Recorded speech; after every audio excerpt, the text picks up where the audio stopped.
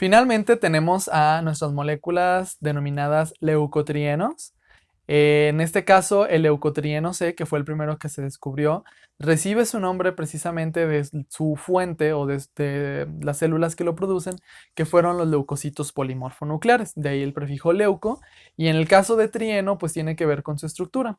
Tri quiere decir tres y eno, pues que son alquenos, o sea, posee tres dobles enlaces, tal como lo podemos observar en la molécula de la derecha, donde tenemos que esta molécula, a diferencia de las prostaglandinas y de los tromboxanos, no es una molécula cíclica.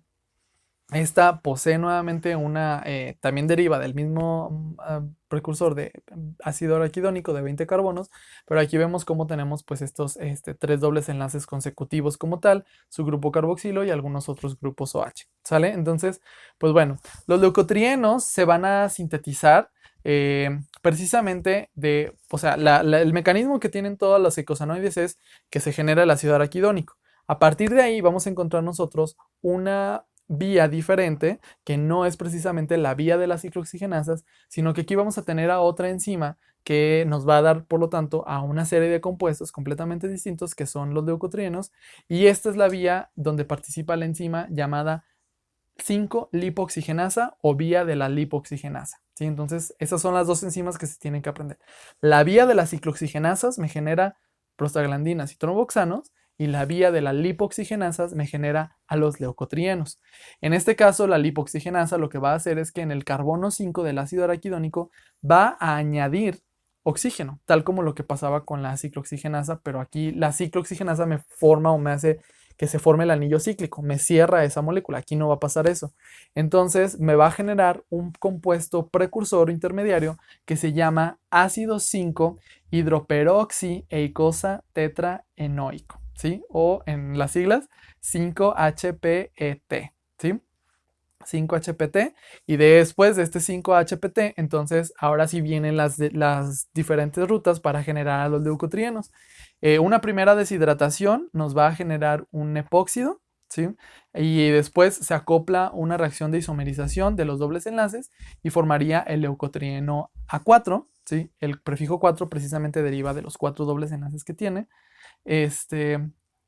La hidrólisis del anillo de epóxido, por otro lado, me genera leucotrieno B4.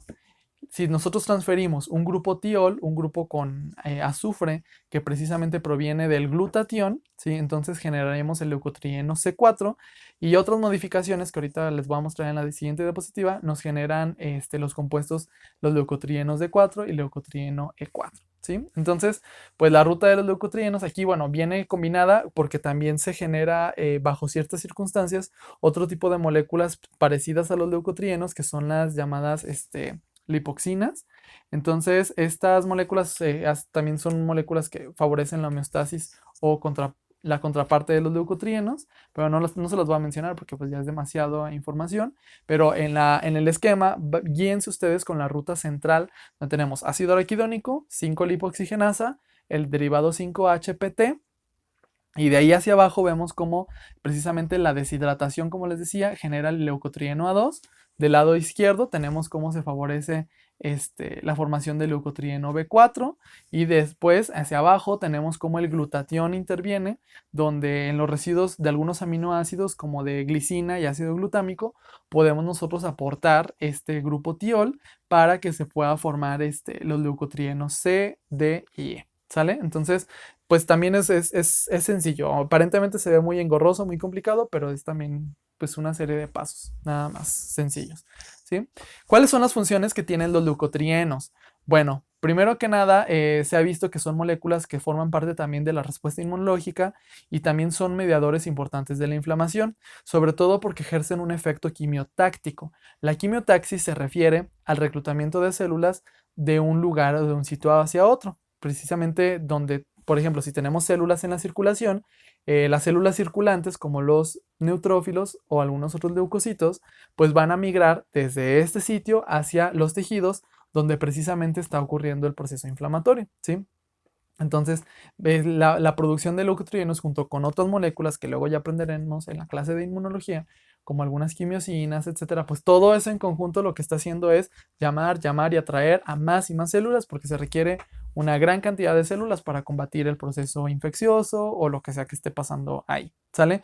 Y la otra función importante de los leucotrienos es que se ha visto que juegan un papel muy importante, sobre todo en la contracción del músculo liso bronquial, es decir, la broncoconstricción. Por lo tanto, se le ha relacionado mucho el papel o la función que desempeñan los leucotrienos en la patogénesis de enfermedades como el asma bronquial o la rinitis alérgica, etcétera. Por lo tanto, se han desarrollado también algunos fármacos, aquí ya no se los puse en esta diapositiva, pero también se han desarrollado algunos fármacos que precisamente compiten con los receptores de los leucotrienos, como el famoso Montelukast, y algunos otros que bloquean la síntesis de las lipoxigenasas. Entonces tenemos dos mecanismos distintos que finalmente me ayudarían a disminuir la síntesis de leucotrienos y mejorar, en este caso, pues el estado de contracción del músculo liso, porque pues ya sabemos que un paciente, una persona que tiene asma, pues los bronquios, como lo están viendo en la figura, se contraen o se colapsan y por lo tanto pues no siente que no respira o le falta el aire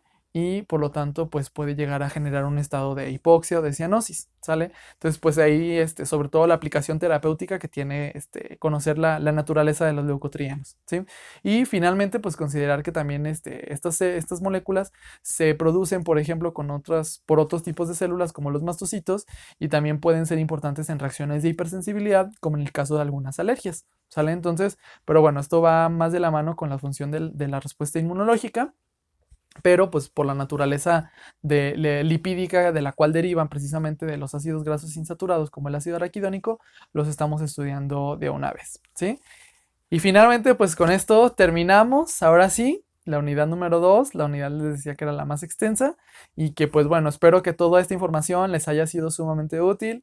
Esto les digo, no, ya es muy sencillo, profundicen y estudien y dedíquenle más a los procesos que más comentamos, sobre todo al principio y a la mitad de esta parte. Esto ya es más que nada, sobre todo mucha información complementaria, ¿no? Y para que se vayan dando cuenta de que existen estas moléculas, cuáles son sus funciones, la relevancia que tiene estudiarlas, y hasta ahí, ¿no? Pero finalmente, pues, pues tienen mucho material para analizar y repasar, y pues adelante, no nos queda de otra, ¿sí? Y pues bueno, me da mucho gusto saludarlos, que estén muy bien, cuídense, bye.